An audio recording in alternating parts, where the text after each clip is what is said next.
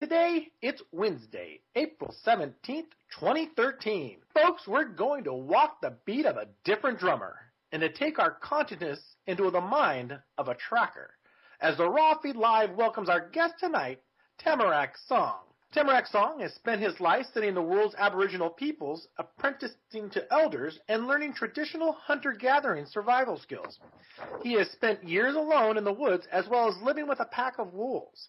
In 1987, he founded the Teaching Drum Outdoor School in the wilderness of northern Wisconsin, where he runs the year-long Wilderness Guide program. You can find out more about Tamarack Song by going to his website, tamaracksong.org. Well, good evening, folks, ladies and gentlemen. We have an individual who is very rare and unique. His name is Tamarack Song, and I must admit, when I first heard his name, I thought it was some type of top 10 or something on the radio. But I understand, Tamarack, that you are well-versed in basic survival skills in forests and stuff like that.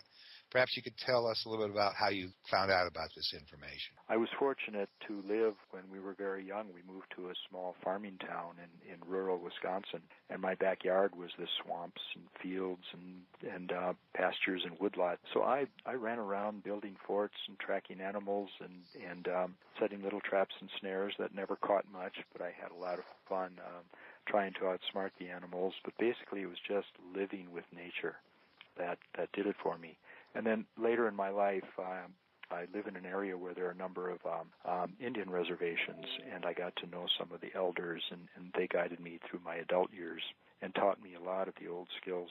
Well, that's really interesting because a lot of people nowadays, they're talking about what to do if we have a global economic collapse, and they're always talking about city folks that say, well, I'm going to build a bug-out bag, and then they describe all the stuff they put in it. But it sounds like you are basically right up and close to nature, courtesy of your mom and her fundamental teachings on how to survive external to the modern civilization and the benefits that modern civilization provide. As I was thinking about that, I noticed that your spirit guide animal is the owl.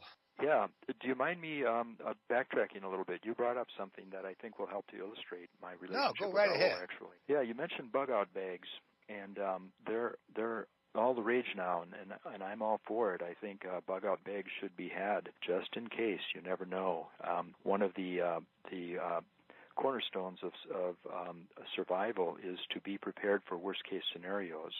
You hope it doesn't happen. Well, we were talking about bug-out bags last week, actually, and I teach a year-long wilderness survival class. It's actually an immersion class, and we take a small group of people into the wilderness, and they live there for an entire year. They learn how to forage their own food. They learn shelter building and various survival skills, as well as relationship skills, which are the real survival skills. Maybe we'll get into that tonight. So what we stress. We are anything but a hardcore type survival school where we teach, the man against nature sort of thing, and because it's all about relationship. If we can open up and we can commune, we can relate. If we can adopt a Zen perspective where we get down to the essence of things and suppress our egos and just open up and listen, things start to work for us. Now, that happens for me, I can speak personally, that happens in my life with other people, it happens in my life, in my relationships with the civilized world, and it happens out in nature in the same way. There's really not a difference. So we teach what we call qualitative skills as well as the hard skills. Yeah, we're out here in the wilderness called the Internet, and we have all kinds of creatures. I was just going to talk about the wilderness I was out in this afternoon and how this is seemingly so different, but still the unexpected happens too, right here. Yeah, all the time. And for all this technology, it's amazing. So getting back to the point of survival in the wilderness in the case that civilization goes away. So let's get on with the discussion with Tamarack and the concepts of trying to survive in a harsh environment where your technology goes away. Everybody thinks that they'll have their bug-out bag. Tamarack recommends that. And we should ask him, how does he recommend communications in dire need? Yeah, that's a good point. I mean, smoke signals. Right. Or flash Smoke smears. signals. Oh boy. Bug-out bags. Yeah, okay, back to bug-out bags. Could you basically go down the list for people who are the uninitiated type, what you would consider a good bug-out bag? Number one, you have to move fast. Number two, you have to have things at your immediate disposal that you're going to need in the in the first 24 hours. Because if you're not able to get somewhere within 24 hours, you're going to be in trouble because you're going to be exposed. You're going to be dealing with issues of hypothermia unless you can find shelter. There may not be any heat. There may not be water. So the first 24 hours is critical. If you know what you're doing and you can get to where you need to go within 24 hours, you have some chance of surviving. This is for the average urban person. Now, there are some other... So for the first 24 hours, what would we need to cover at least the first 24 hours? Okay, what you need to cover is clothing and shelter. You need to keep yourself warm so you're not hypothermic. You will need some kind of minimal shelter. Just a basic nylon ripstop tarp, 10 by 12 tarp would be fine. A lot can be done with the tarp. You can cover yourself with it. You can make a quick raincoat out of it. You can make a quick lean-to or a tent out of it to keep yourself and maybe a couple other people dry underneath it. You can actually make a boat out of it, a primitive boat. We've done it here. You bend a few saplings into the rough shape of a boat. You wrap your tarp around it as your skin for the boat, and you can paddle across water. It's a very versatile. It's a very versatile item to have. Fire starting equipment is important. Some waterproof matches.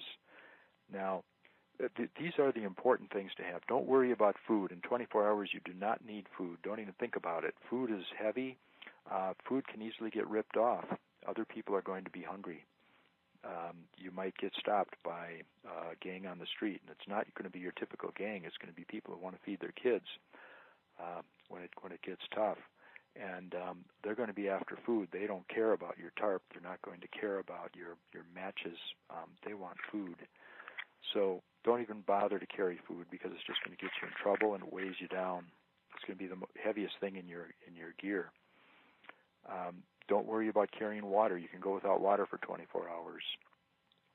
You can take a water filter, a small water filter along with you if you want to, or some purification tablets, but don't carry water. Food and water are heavy.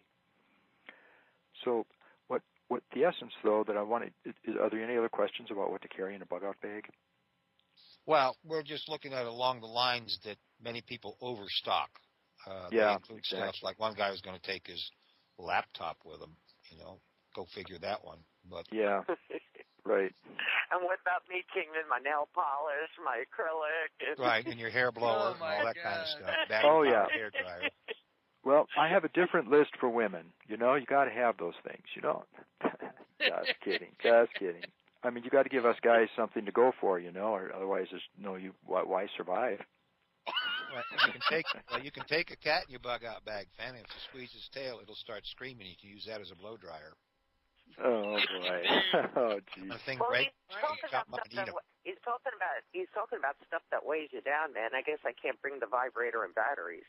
No. No, there'll be plenty of guys around. Don't worry about that. Seriously, all right. You have a tarp. You maybe have your matches, and this idea of a 24-hour function. I'm assuming that when you say that you're bugging out, you're assuming that this is being on foot. I mean, you're walking. You're going to be walking.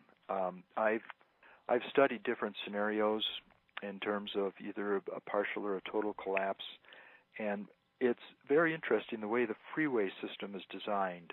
Have you ever noticed that any city of any size, any city over 100,000, has a freeway loop around it? Yes, I have. I've noticed that. Yeah. Well, the loops may seem convenient, but they're not all that convenient. Freeways could be laid out more directly for getting around a city rather than a loop. The primary function of the loop is that the National Guard can come very easily and surround a city in order to keep people from moving. The entire freeway system, which was designed and initially built in the 50s, is designed to military specs so that military vehicles can traverse it. All overheads and underpasses will handle military vehicles.